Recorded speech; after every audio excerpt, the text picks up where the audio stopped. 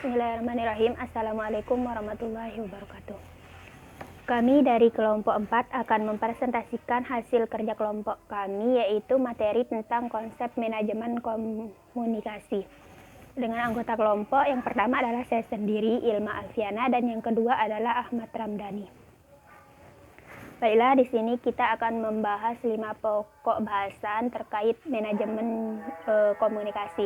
Yang pertama adalah akan menjelaskan pengertian manajemen komunikasi. Kedua, pengertian proses dan apa saja unsur-unsur yang ada di dalam manajemen komunikasi. Yang ketiga akan menjelaskan tujuan manajemen komunikasi. Yang ketiga adalah menjelaskan tentang fungsi manajemen komunikasi, dan yang terakhir adalah akan menjelaskan contoh manajemen komunikasi. Baiklah, untuk materi pertama yang akan disampaikan oleh saya sendiri, yaitu tentang pengertian manajemen komunikasi. Sebelumnya perlu kita ketahui bahwa manajemen adalah proses perencanaan, pengorganisasian, pengarahan, dan pengawasan dengan memperdayakan anggota organisasi dan penggunaan sumber daya organisasi lainnya agar mencapai tujuan yang telah disepakati.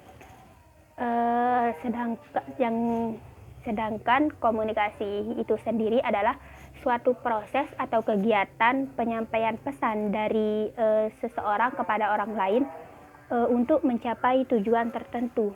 Jadi kita dapat menyimpulkan bahwa manajemen komunikasi itu adalah suatu proses timbal balik untuk membujuk dan memberikan perintah dari suatu informasi kepada orang lain, serta merupakan tuntutan untuk menjembatani teoritis komunikasi dan praktisi komunikasi. Ada beberapa ahli yang mengemukakan pendapatnya mengenai definisi manajemen komunikasi. Seperti yang pertama adalah Michel K. Pengertian manajemen komunikasi menurut Michel K ini adalah bagaimana orang-orang mengelola proses komunikasi mereka dengan orang lain dalam berbagai konteks komunikasi. Dan yang kedua juga ada menurut Barak Diwan. Pengertian manajemen komunikasi menurut Barak Diwan adalah proses penggunaan berbagai sumber daya komunikasi serta terpadu melalui proses perencanaan, pengorganisasian, pelaksanaan, dan pengontrolan unsur-unsur komunikasi untuk mencapai tujuan yang telah ditetapkan. Dan yang ketiga ada menurut Lieber dan Barker. Pengertian manajemen komunikasi menurut Lieber dan Barker adalah proses yang sistematis antara anggota organisasi dalam menjalankan fungsi-fungsi manajemen untuk menyelesaikan pekerjaan melalui proses negosiasi atau pengertian pemahaman antara suatu individu maupun lebih yang bertujuan untuk mencapai tujuan bersama. Dan yang kedua yaitu menjelaskan pengertian proses komunikasi serta apa saja sih unsur-unsur yang ada di dalam manajemen komunikasi. Adapun proses komunikasi itu adalah bagaimana komunikator menyampaikan pesan kepada komunikannya sehingga dapat menciptakan suatu persamaan makna dan makna antara komunikan dengan komunikatornya.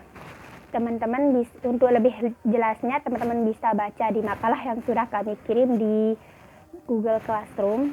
Adapun unsur-unsur yang ada di dalam manajemen komunikasi itu ada 4. Yang pertama adalah komunikator, yang kedua pesan, yang ketiga komunikan, dan yang ketiga adalah feedback. Adapun untuk untuk yang ketiga adalah tujuan manajemen komunikasi. Beberapa tujuan manajemen komunikasi di dalam masyarakat pada umumnya itu diantaranya yang pertama adalah mengembangkan interaksi yang profesional, kedua membantu keinginan yang baik atau goodwill, ketiga rasa toleransi, keempat saling bekerja sama, kelima saling menghargai, dan yang terakhir adalah mendapatkan opini yang menguntungkan baik dalam hubungan internal maupun eksternal. Adapun tujuan manajemen komunikasi di dalam suatu perusahaan itu yang pertama adalah memperbaiki saluran komunikasi dalam lini operasional perusahaan yang mulai rusak atau disharmonis. Yang kedua, menyelaraskan saluran komunikasi di semua bagian atau lini operasional perusahaan. Yang ketiga adalah menciptakan sistem komunikasi yang tepat dapat meningkatkan kinerja perusahaan. Dan yang terakhir adalah memelihara sistem komunikasi yang sudah terbangun dengan baik. Dan untuk fungsi dan contoh komunikasi akan dijelaskan oleh teman kami yaitu Ahmad Ramdhani.